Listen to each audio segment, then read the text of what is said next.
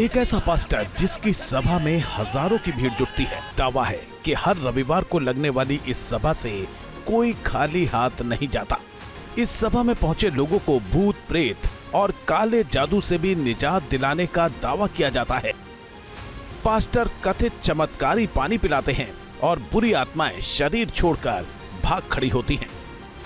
दावा है कि पास्टर कैंसर जैसी असाध्य बीमारियों को भी छू मंतर कर देते हैं। और तो और लोग व्हील चेयर पर आते हैं और पास्टर के हाथ लगाते ही दौड़ने लग जाते हैं। दावा तो यह भी है कि इस दरबार में आने से निसंतान को संतान की प्राप्ति भी हो जाती है।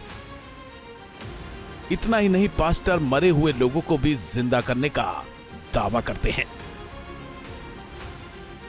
ये हैरत अंगेज दावे किए जाते हैं पास्टर बजिंदर सिंह की चंगाई सभा में। दावा तो ये भी है कि चंगाई सभा में आने से लोगों को नशे की लत से भी छुटकारा मिल जाता है। यानी पास्टर बजिंदर सिंह के पास हर समस्या का समाधान है। हालांकि कथित चमत्कार के रथ पर सवार होकर देश दुनिया में मशहूर हो रहे पास्टर बजिंदर इस बार खुद मुश्किलों में घिर गए हैं। उन पर छेड़छाड़ का गंभीर आरोप लगा है। पंजाब की कपूरथला पुलिस ने एक महिला की शिकायत पर एफआईआर भी दर्ज कर ली है। आज पहली बार न्यूज नेशन पर पीड़ित महिला आप बीती सुनाएगी, पास्टर पर लगे आरोपों के सबूत देगी। पहले पीड़िता की जुबानी सुनिए कि पास्टर किस तरह उससे छेड़छाड़ किया करते थे। 2021 में रात को मुझे मैसेजेस आने स्टार्ट हो गए। गलत मैसेजेस ये करते थे, गलत बातें ये मैसेजेस पे करते थे। और उसके बाद सर 2022 में मैंने जैसे कि अपनी एफआईआर में भी लिखवाया, 2022 में इन्होंने मुझे एक कैबिन में बंद कर दिया था, जहां से ना मैं बाहर निकल सकती थी, ना मैं किसी से मिल सकती थी, ना किसी को बुला सकती थी। इनके टॉर्चर इतने बढ़ गए थे सर। पीड़िता ने दावा किया कि उन्हें और उनके परिवार को पास्टर बजिंदर और उनके करीबियों ने धमकी भी दी ताकि उनकी सच्चाई सामने ना आ सके। मेरे को ये कहना कि हम तेरे माँ बाप को मरवा देंगे, अगर तूने हमारे अंदर की बातें किसी को भी बताई तेरे भाई को मरवा देंगे। और सर ये सिलसिला यहाँ तक कि नहीं, मैंने जब इनकी चर्च 2023 में छोड़ दी थी, ये चीज़ों के चलते सर मैं डिप्रेशन में चली गई, मुझे पैनिक अटैक होने लग गए। पीड़िता की माने तो बजिंदर सिंह की चर्च से निकलने के बाद भी धमकी का सिलसिला जारी रहा। इस कारण उस पर पैनिक अटैक आने लगे। पीड़िता ने कहा कि पानी उस वक्त सिर से ऊपर चढ़ गया जब उसकी बच्ची को भी जान से मारने की धमकी दी जाने लगी। सर मैं उस चर्च से 2023 में निकली थी और सर उसके बाद मैं बहुत ज़्यादा डिप्रेशन में जा चुकी थी, पैनिक अटैक्स होते थे। और सर हमेशा यही चीज़ कहना, अगर तुमने ये बात किसी को बताई, हम सर साफ कहते थे हम मरवा देंगे तुम्हारे माँ बाप को। कि तेरे फादर तो बाहर काम पे जाते हैं ना, तेरे फादर बाहर अंदर आते जाते, तू क्या चाहती है वो घर पे वापस आए या ना आए? तेरा भाई स्कूल पढ़ता है ना, अगर वहीं से वो गायब हो जाए, मुझे कहना कि तेरे को बिकवा देंगे, तेरे को गायब करवा देंगे। सर मेरे में पहले उसी रिलेटेड मैं इतना ज़्यादा डिप्रेशन में जा चुकी थी कि मुझे एंजाइटी अटैक होने लग गए, पैनिक अटैक होने लग गए।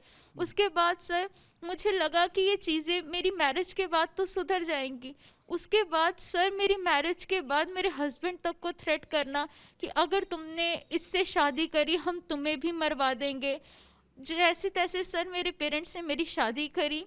मैं जब सर मेरी प्रेगनेंसी के दौरान अपने मायके वापस आई, सर इनकी फिर ये चीज़ें शुरू हो गई, मुझे धमकाना, मेरे पति को धमकाना। और सर अभी मेरी छोटी सी बच्ची है, ये कहना कि हम उसे बिकवा देंगे, हम उसे मरवा देंगे। सर अब उठ के मैं आई हूँ क्योंकि मैं अपनी बच्ची के साथ तो ये चीज़ें नहीं कर सकती सर, इसीलिए मैं अब आई हूँ कि ये चीज़ें बहुत ज़्यादा हद हो गई थी। अब न्यूज नेशन से एक्सक्लूसिव बातचीत में पीड़िता ने बजिंदर के खिलाफ साजिश रचने के आरोपों पर भी पलटवार किया।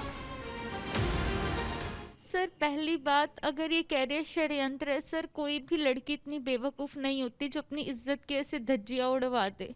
कि इन्होंने इतना बदनाम कर दिया। सर कोई लड़की इतनी, अगर ये कहते हैं कि प्लानिंग है, सर कोई भी लड़की प्लानिंग के तहत ऐसे सामने नहीं आती, और इतनी गलत आरोप तो कोई भी नहीं लगाता।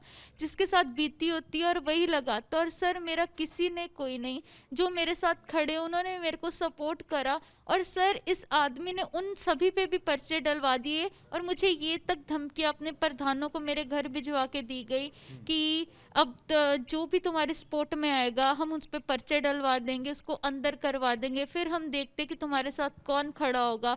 तुम्हारी आवाज़ को हम दबाना जानते हैं, क्योंकि प्रशासन हमारी पॉकेट में है।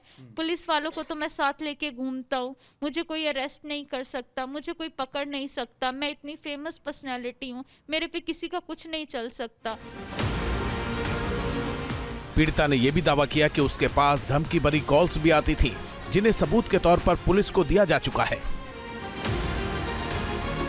जी सर, कंटिन्यू इनके लोगों के कॉल्स आते हैं, थ्रेट वाले कॉल्स आते हैं। रात रात में इनके जो बाउंसर है उनका कॉल आता है, व्हाट्सएप कॉल करते हैं। हम इतने नंबर ब्लॉक में डाल चुके हैं सर, कोई गिनती नहीं। कंटिन्यू पे कॉल पे कॉल, कॉल पे कॉल। रिकॉर्डिंग है आपके पास, ऐसी कोई रिकॉर्डिंग जो कि आप सुना सकें?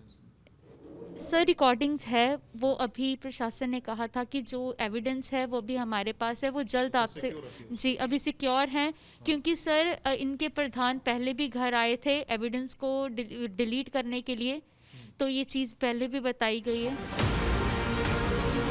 पीड़िता ने दावा किया कि उसके पास बजिंदर के खिलाफ पुख्ता सबूत हैं, जो वक्त आने पर सबके सामने आ जाएंगे। सर जो भी सारे सबूत है, सारे सबूत जिनके रिलेटेड, जो इनके प्रधान घर पे आए, जिन्होंने धमकियां दी, जो भी इन्होंने चीज़ें करी, उसके रिलेटेड जो भी सबूत है वो पुलिस प्रशासन को दे दिए गए हैं। और वो जब चीज़ें आएंगी तो वो सारे सबूत भी सामने आएंगे। पीड़िता ने अपनी जान पर भी खतरा बताया और बजिंदर की जल्द गिरफ्तारी की मांग की। सर मेरा यही है कि इसको अरेस्ट किया जाए, इसको अंदर किया जाए, क्योंकि सर ये इंसान बाहर रहने के लायक नहीं है। और मैं इस चैनल पे भी कहती हूँ, मुझे जान का खतरा है, मेरी फैमिली को, मेरे बच्चे को, कि ये आदमी हमें कभी भी कुछ करवा सकता है सर। इसीलिए यही है कि इस आदमी पे सख्त से सख्त कार्रवाई की जाए, इसको अरेस्ट किया जाए, जो इसने काम करे हैं उसका न्याय दिया जाए सर। इस बीच पीड़िता ने पंजाब के डीजीपी से भी मुलाकात की। पीड़िता के मुताबिक डीजीपी ने एफआईआर में पॉक्सो एक्ट भी जोड़ने का भरोसा दिया है, क्योंकि घटना के वक्त वो नाबालिग थी। सर जो एफआईआर में एक पॉक्सो एक्ट था वो दर्ज नहीं किया गया था पुलिस प्रशासन की ओर से, जबकि जब आज हम गए तो सर ने भी, डीजीपी सर ने भी इस चीज़ का एक्शन किया कि उन्होंने दर्ज क्यों नहीं करा। क्योंकि उस समय सर मेरी 18 साल से कम उम्र थी जब ये चीज़ें थी, तो अभी ये एक्ट भी उस एफआईआर में दर्ज हुआ है। और मैंने यही रिक्वेस्ट करी थी कि सर इस आदमी को अरेस्ट किया जाए, क्योंकि ये मुझे मरवा देगा, मेरी फैमिली को हार्म करवा देगा। तो उन्होंने कहा था कि आप बिल्कुल निश्चिंत हो जाइए, हमारी ओर से पूरी इन्वेस्टिगेशन की जाएगी, टीम को बिठाया जाएगा और ये आदमी जल्द से जल्द गिरफ्तार होगा। हालांकि पास्टर बजिंदर सिंह ने महिला के आरोपों को एक सोची समझी साजिश बताया है।